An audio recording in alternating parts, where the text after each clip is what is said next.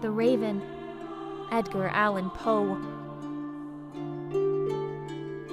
Once upon a midnight dreary, while I pondered weak and weary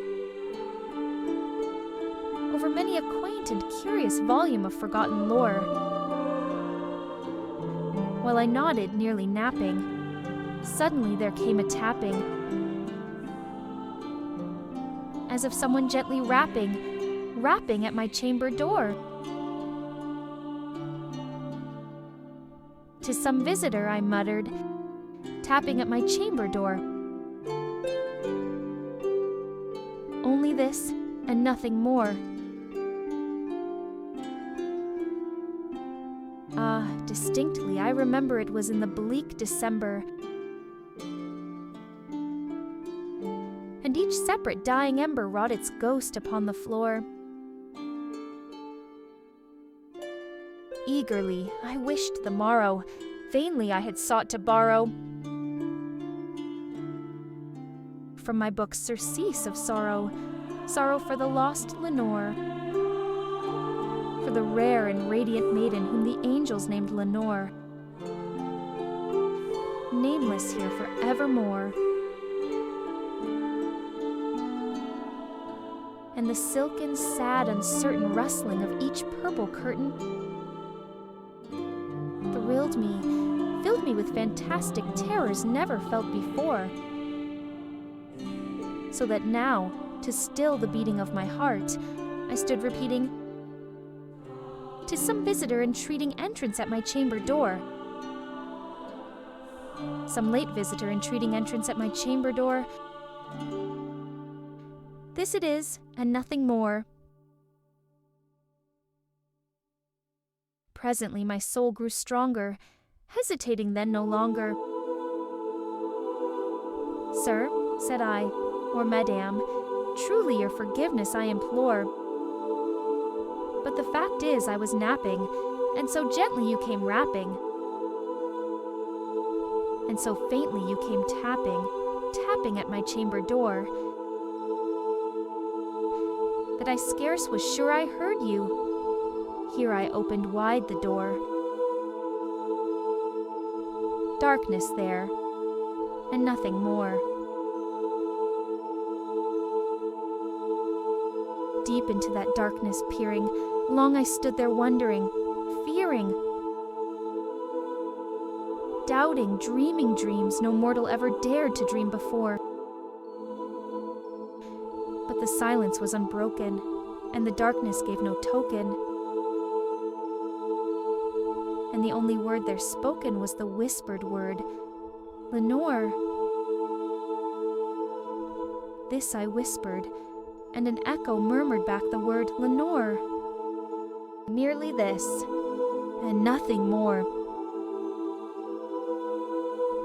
Back into the chamber turning, all my soul within me burning. Soon again, I heard a tapping somewhat louder than before. "Surely," said I, "surely that is something at my window lattice. Let me see then what thereat is, and this mystery explore. Let my heart be still a moment, and this mystery explore. 'Tis the wind and nothing more." Open here I flung the shutter, when, with many a flirt and flutter, in there stepped a stately raven of the saintly days of yore. Not the least obeisance made he, not a minute stopped or stayed he, but, with mien of lord or lady, perched above my chamber door, perched upon a bust of Pallas just above my chamber door, perched and sat and nothing more.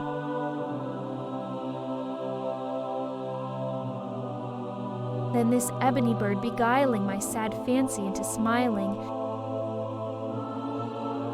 by the grave and stern decorum of the countenance it wore. "Though thy crest be shorn and shaven, thou," I said, "art sure no craven? ghastly grim and ancient raven wandering from the nightly shore. Tell me what thy lordly name is on the night's Plutonian shore. Quoth the raven, nevermore. Much I marveled this ungainly fowl to hear discourse so plainly, though its answer little meaning, little relevancy bore. For we cannot help agreeing that no living human being ever yet was blessed with seeing bird above his chamber door. Bird or beast above the sculptured bust above his chamber door, with such name as nevermore.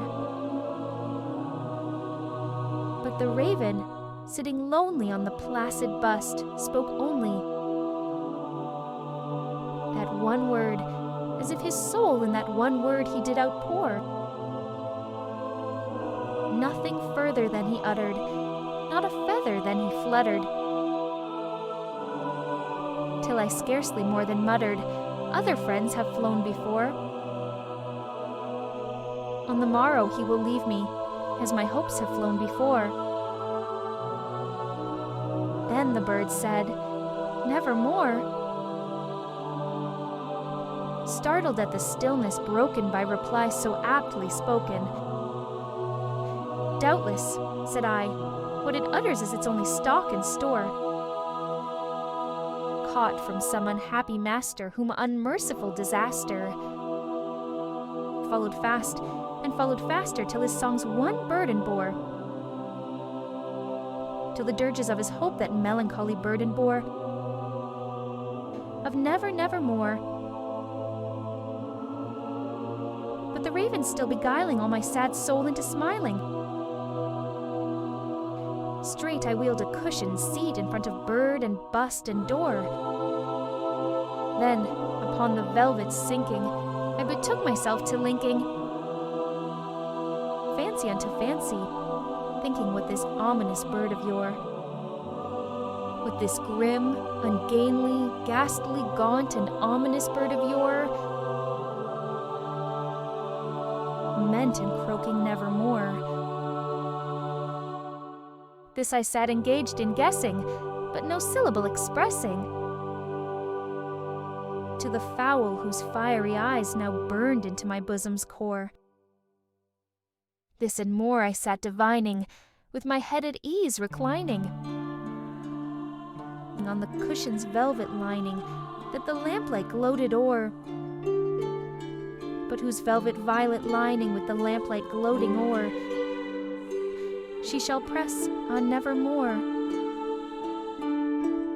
Then methought the air grew denser, perfumed from an unseen censer, swung by seraphim whose footfalls tinkled on the tufted floor. Wretch, I cried, thy God hath lent thee, by these angels he has sent thee respite, respite and nepenthe from thy memories of Lenore. Quaff, oh quaff this kind nepenthe, and forget this lost Lenore. Quoth the raven, nevermore. Prophet, said I, thing of evil? Prophet still, if bird or devil. Whether tempter sent, or whether tempest tossed thee here ashore, desolate yet all undaunted, on this desert land enchanted, on this home by horror haunted, tell me truly, I implore, is there balm in Gilead? Tell me, I implore. Quoth the raven, nevermore. Prophet, said I, thing of evil, prophet still if bird or devil. By that heaven that bends above us, by that God we both adore, tell this soul with sorrow laden if, within the distant Aden, it shall clasp a sainted maiden whom the angels named Lenore, clasp a rare and radiant maiden whom the angels named Lenore. Quoth the raven, nevermore. Be that word our sign of parting, bird or fiend, I shrieked upstarting. Get thee back into the tempest and the night's Plutonian shore. Leave no black plume as a token of that lie thy soul hath spoken. Leave my loneliness unbroken, quit the bust above my door. Take thy beak from out my heart, and take thy form from off my door. Quoth the raven, nevermore. And the raven, never flitting, still is sitting on the pallid bust of Pallas just above my chamber door. And his eyes have all the seeming of a demon's that is dreaming. And the lamplight o'er him streaming throws his shadow on the floor. And my soul from out that shadow that lies floating on the floor shall be lifted nevermore